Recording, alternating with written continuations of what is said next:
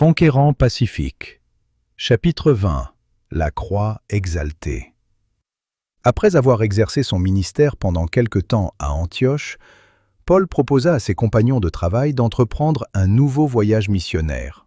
« Retournons visiter les frères, dit-il à Barnabas, dans toutes les villes où nous avons annoncé la parole du Seigneur, pour voir en quel état ils sont. » Paul et Barnabas éprouvaient toujours un certain attendrissement pour ceux qui avaient accepté l'Évangile par leur ministère, et ils désiraient ardemment les revoir. Paul ne manqua jamais de manifester cette sollicitude à l'égard des nouveaux convertis. Même lorsqu'il se trouvait dans des champs missionnaires lointains, à de grandes distances de la scène de ses premières activités, il continuait à éprouver dans son cœur le besoin d'exhorter les chrétiens à demeurer fidèles, à achever leur sanctification dans la crainte de Dieu. Il s'efforçait constamment de les aider à croître spirituellement, à fortifier leur foi et leur zèle, à se consacrer de tout cœur à Dieu et à l'avancement de son règne. Barnabas était prêt à suivre Paul, mais il désirait que Marc les accompagnât. Paul objecta qu'il n'était pas convenable de prendre avec eux celui qui les avait abandonnés pendant leur premier voyage missionnaire pour jouir de la sécurité et du confort de son foyer, alors qu'ils avaient besoin de lui. Il insista sur le fait qu'un homme si peu énergique n'était pas qualifié pour accomplir une tâche qui demandait de la patience, de l'abnégation, du courage, de la foi et un esprit de sacrifice allant jusqu'au don de sa propre vie. Le désaccord entre Paul et Barnabas fut si grand qu'ils durent se séparer. Ce dernier resta fidèle à ses convictions et il prit Marc avec lui. Et Barnabas, prenant Marc avec lui, dit saint Luc, s'embarqua pour l'île de Chypre. Paul fit choix de Silas et partit, recommandé par les frères à la grâce du Seigneur. Paul et Silas parcoururent la Syrie et la Cilicie, où ils encouragèrent les églises. Ils se rendirent à Derbe et à Lystre, dans la province de Lycaonie. C'est à Lystre que Paul avait été lapidé. Il y retourna cependant, et nous le retrouvons sur la scène où il connut ses premières tribulations. Il lui tardait de voir comment les chrétiens qu'il avait amenés à la vérité résistaient aux épreuves. Ceux-ci ne le déçurent pas, car il constata que les Lystriens restaient fermes en face de l'opposition. À Lystre, Paul retrouva Timothée, qui avait assisté à sa lapidation. L'impression que cette scène avait produite alors sur l'esprit du jeune homme grandissait avec le temps, si bien qu'il finissait par être convaincu qu'il devait se consacrer entièrement au ministère. Son cœur était uni à celui de Paul, et il désirait vivement collaborer avec lui lorsque l'occasion s'en présenterait. Silas, le compagnon de travail de l'apôtre, était un serviteur de Dieu éprouvé, qui jouissait du don de l'esprit de prophétie. Cependant, l'œuvre qui s'offrait à eux était si vaste qu'il fallait former encore d'autres hommes pour le service. Paul vit en Timothée un disciple qui comprenait l'importance sacrée du ministère et qui ne reculait pas devant l'idée de la souffrance ou de la persécution. Toutefois, l'apôtre n'osa pas prendre la responsabilité de donner à Timothée, un jeune homme inexpérimenté, une formation en vue du ministère, sans être d'abord pleinement informé de ses qualités morales et de sa vie passée. C'est ainsi qu'il apprit que des frères de Lystre et d'Icône rendaient de lui un bon témoignage. Le père de Timothée était grec et sa mère juive. On avait enseigné au jeune garçon les saintes écritures dès sa plus tendre enfance. La religion professée par les siens était profonde et éclairée. La foi que sa mère et sa grand-mère attachaient aux oracles sacrés lui rappelait constamment les bénédictions que le Seigneur accorde à celui qui accomplit sa volonté. La parole de Dieu servit de règle à l'éducation que ces deux saintes femmes donnèrent à Timothée. Celui-ci puisa dans les leçons ainsi inculquées une telle force spirituelle que son langage et sa conduite demeurèrent à l'abri de toutes les mauvaises influences qui l'environnaient. C'est donc l'éducation familiale qui avait contribué, avec l'aide du Seigneur, à préparer ce jeune homme à assumer les responsabilités de sa future tâche. Paul découvrit en lui un caractère droit et ferme, et il le choisit comme compagnon de travail dans ses voyages. Celles qui avaient entouré Timothée durant son enfance et l'avaient amené à Dieu furent amplement récompensées en le voyant intimement associé au grand apôtre. Bien que très jeune encore, quand Dieu l'appela au ministère, il devait à sa première éducation des principes profondément enracinés et se trouvait ainsi apte à collaborer avec l'apôtre. Mais les responsabilités qui lui furent confiées n'ôtèrent rien à sa modestie. Par précaution, Paul conseilla sagement à Timothée de se faire circoncire, non pas que Dieu l'exigeât, mais afin que cette question ne soulevât pas d'objection parmi les Juifs dans le ministère du jeune disciple. Au cours de son travail, l'apôtre devait aller de ville en ville et voyager dans beaucoup de pays. Il avait souvent l'occasion de prêcher le Christ dans les synagogues et dans d'autres lieux de réunion. Si l'on avait appris que l'un de ses compagnons de travail était incirconcis, sa tâche aurait pu en souffrir à cause des préjugés et du fanatisme des Juifs. Paul rencontrait partout une opposition farouche. Comme il désirait apporter à ses frères juifs, ainsi qu'aux gentils, la connaissance de l'Évangile, il cherchait avant tout, lorsque cela était compatible avec sa foi, à ôter tout prétexte à ses ennemis. Cependant, bien qu'il fît de grandes concessions aux préjugés juifs, il croyait et il enseignait que la question de la circoncision et de l'incirconcision était sans importance, que seul comptait l'évangile du Christ. Paul aimait Timothée, son enfant légitime en la foi.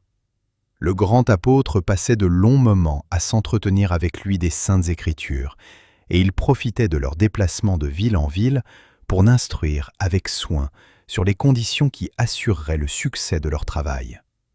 Avec Silas, il cherchait à renforcer chez ce jeune homme l'impression qu'il avait déjà ressentie au sujet de la gravité et de la solennité inhérentes au ministère de l'Évangile. Timothée sollicitait sans cesse, dans son travail, les conseils et les instructions de l'apôtre. Loin d'agir par impulsion, il apportait dans sa tâche de la réflexion et de la pondération. Il se demandait à tout moment « Suis-je bien dans la voie du Seigneur ?» Le Saint-Esprit trouva en lui un jeune homme susceptible d'être façonné et formé pour devenir un temple de la divine présence. Les leçons de la Bible, inculquées chaque jour dans la vie, ont une influence profonde et durable sur le caractère. Timothée apprit ces leçons et les mit en pratique. Il ne possédait pas de brillants talents, mais son travail avait de la valeur parce qu'il mettait au service du Maître ce que Dieu lui avait confié. Sa foi solide le distinguait des autres fidèles et lui donnait de l'influence. Ceux qui travaillent au salut des âmes doivent parvenir à une connaissance plus profonde, plus complète, plus nette de Dieu que celle que l'on peut acquérir par un effort ordinaire. Il faut que toute leur force soit engagée dans l'œuvre du Maître. Ils sont appelés à remplir une noble et sainte vocation. S'ils gagnent des âmes comme prix de leurs efforts, qu'ils s'approchent toujours plus près de Dieu pour recevoir chaque jour la grâce et la puissance qui découlent de la source de toute bénédiction. Car la grâce de Dieu, source de salut pour tous les hommes, a été manifestée, dit saint Paul. Elle nous enseigne à renoncer à l'impiété et aux convoitises mondaines, et à vivre dans le siècle présent selon la sagesse, la justice et la piété, en attendant la bienheureuse espérance et la manifestation de la gloire du grand Dieu et de notre Sauveur, Jésus-Christ, qui s'est donné lui-même pour nous, afin de nous racheter de toute iniquité et de se faire un peuple qui lui appartienne, purifié par lui et zélé pour les bonnes œuvres. Tite 2, versets 11 à 14. Avant de pénétrer dans un nouveau territoire, Paul et ses compagnons visitèrent les églises qui avaient été établies en Pisidie et dans les régions avoisinantes. En passant par les villes, ils recommandaient aux frères d'observer les décisions des apôtres et des anciens de Jérusalem. Les églises se fortifiaient dans la foi et augmentait en nombre de jour en jour. L'apôtre ressentait une grande responsabilité à l'égard de ceux qui s'étaient convertis par son ministère. Il souhaitait par-dessus tout qu'ils soient fidèles, afin, disait-il, que je puisse me glorifier au jour de Christ de n'avoir pas couru en vain ni travaillé en vain. Les résultats de son travail le préoccupaient. Il craignait même que son propre salut ne soit compromis s'il s'acquittait mal de sa tâche et si l'Église ne le soutenait pas dans ses efforts pour sauver les âmes. Il savait que sa prédication ne suffisait pas à elle seule pour apprendre aux fidèles à porter au monde la parole de vie, et qu'il devait les instruire petit à petit, ligne après ligne, précepte après précepte, en vue de l'avancement du règne de Dieu. Un principe universel veut que lorsqu'on ne fait pas usage des dons reçus de Dieu, ceux-ci s'atrophient et finissent par disparaître. La foi qui n'est pas vécue, qui n'est pas communiquée, perd de sa puissance vivifiante, de sa vertu salutaire. Aussi l'apôtre craignait-il de faillir à sa mission qui consistait à proclamer que tout homme peut devenir parfait en Christ. L'espoir qu'il plaçait dans la vie éternelle s'affaiblissait quand il constatait chez lui une défaillance susceptible de donner à l'Église l'image de l'humain au lieu de celle du divin. Sa science, son éloquence, ses miracles, sa vision des beautés éternelles, lorsqu'il fut ravi jusqu'au 3e ciel, tout cela n'était d'aucune valeur si, par son infidélité au ministère, les âmes pour lesquelles il œuvrait n'obtenaient pas la grâce divine.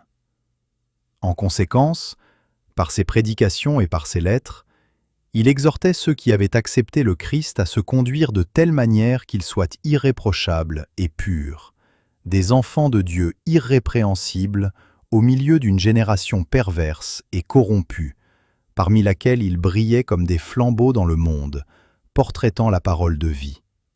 Philippiens 2, 14 et 15. Tout vrai ministre du Christ sent une lourde responsabilité en ce qui concerne l'avancement spirituel des fidèles qui lui sont confiés. Il éprouve l'immense désir de collaborer avec eux au service de Dieu, et il se rend compte que de l'accomplissement fidèle de la tâche qui lui a été assignée par le Seigneur dépend en grande partie la prospérité de l'Église. Il recherche avec ardeur et sans relâche à inspirer aux croyants le désir de gagner des âmes au Christ, et se souvient que chaque nouveau membre ajouté à l'Église sera un instrument de plus pour accomplir le plan de la rédemption. Après avoir rendu visite aux églises de Pisidie et de la région avoisinante, Paul et Silas, accompagnés de Timothée, traversèrent la Phrygie et le pays de Galatie, où ils proclamèrent avec beaucoup de force la bonne nouvelle du salut. Les habitants de la Galatie s'adonnaient à l'idolâtrie, mais lorsqu'ils entendirent les apôtres, ils accueillirent avec joie le message qui leur promettait de les libérer de l'esclavage du péché. Paul et ses compagnons proclamèrent la doctrine de la justification par la foi, grâce au sacrifice expiatoire du Christ. Ils prêchaient le Christ, qui, voyant la condition désespérée de l'humanité, est venu la racheter par une vie d'obéissance à la loi de Dieu et en mourant à la place du pécheur. À la lumière de la croix, les Galates, qui n'avaient jamais connu auparavant le vrai Dieu, commencèrent à comprendre la grandeur de son amour. Les apôtres leur enseignèrent donc les vérités fondamentales concernant Dieu le Père et notre Seigneur Jésus-Christ, qui s'est donné lui-même pour nos péchés, afin de nous arracher du présent siècle mauvais, selon la volonté de notre Dieu et Père. Par la prédication de la foi, ils recevaient l'Esprit d'en haut et devenaient fils de Dieu par la foi en Jésus-Christ. Pendant son séjour en Galatie, le mode de vie de Paul était tel qu'il pouvait dire plus tard « Soyez comme moi, frères, je vous en supplie ». Ses lèvres avaient été touchées par le charbon ardent de l'autel. Il lui était permis de s'élever au-dessus des contingences physiques et de prêcher le Christ comme le seul espoir des pécheurs. Ceux qui l'écoutaient se rendaient compte qu'il avait été avec Jésus, qu'il était revêtu de la puissance divine, ce qui lui permettait d'apprécier les choses spirituelles et de renverser les forteresses de Satan. Les cœurs étaient brisés lorsqu'il parlait de l'amour de Dieu, cet amour manifesté dans le don de son Fils unique. Et beaucoup posaient cette question. Que faut-il faire pour être sauvé? Cette manière de présenter l'Évangile caractérisa le travail de l'apôtre durant tout son ministère parmi les gentils. Il avait toujours devant les yeux la croix du calvaire. « Nous ne nous prêchons pas nous-mêmes », déclarait-il dans les dernières années de sa vie. « C'est Jésus-Christ le Seigneur que nous prêchons, et nous nous disons vos serviteurs à cause de Jésus. Car Dieu, qui a dit « La lumière brillera du sein des ténèbres », a fait briller la lumière dans nos cœurs pour faire resplendir la connaissance de la gloire de Dieu sur la face de Christ. Les messagers de Dieu qui portaient au premier jour de la chrétienté la bonne nouvelle du salut à un monde perdu ne se permettaient pas de s'abandonner à des sentiments d'exaltation qui eussent pu nuire à leur présentation du Christ crucifié.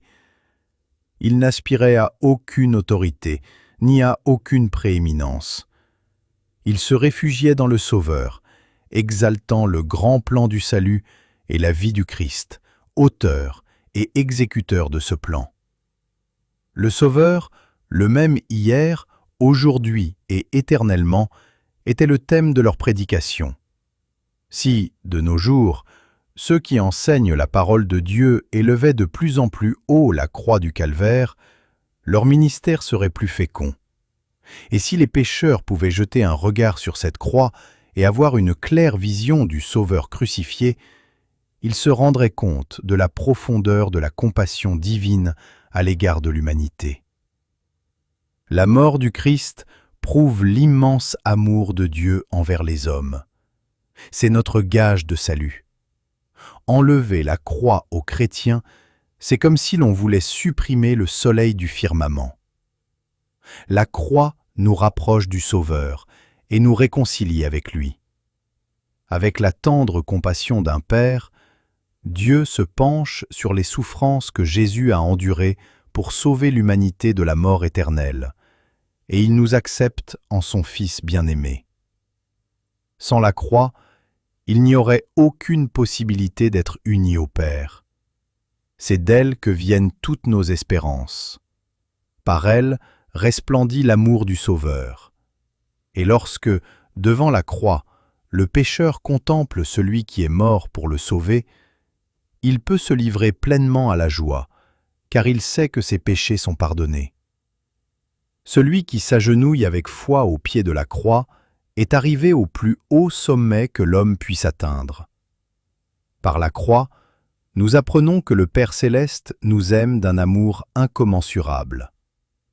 Nous ne sommes donc pas étonnés lorsque Paul s'écrie « Loin de moi la pensée de me glorifier d'autre chose que de la croix de notre Seigneur Jésus-Christ. » Galates 6, verset 14. Nous aussi, nous avons le privilège de nous glorifier de la croix et de nous abandonner entièrement à celui qui s'est donné pour nous. Alors, le visage illuminé par la lumière qui rayonne du calvaire, nous pouvons la faire resplendir sur nos frères qui vivent dans les ténèbres.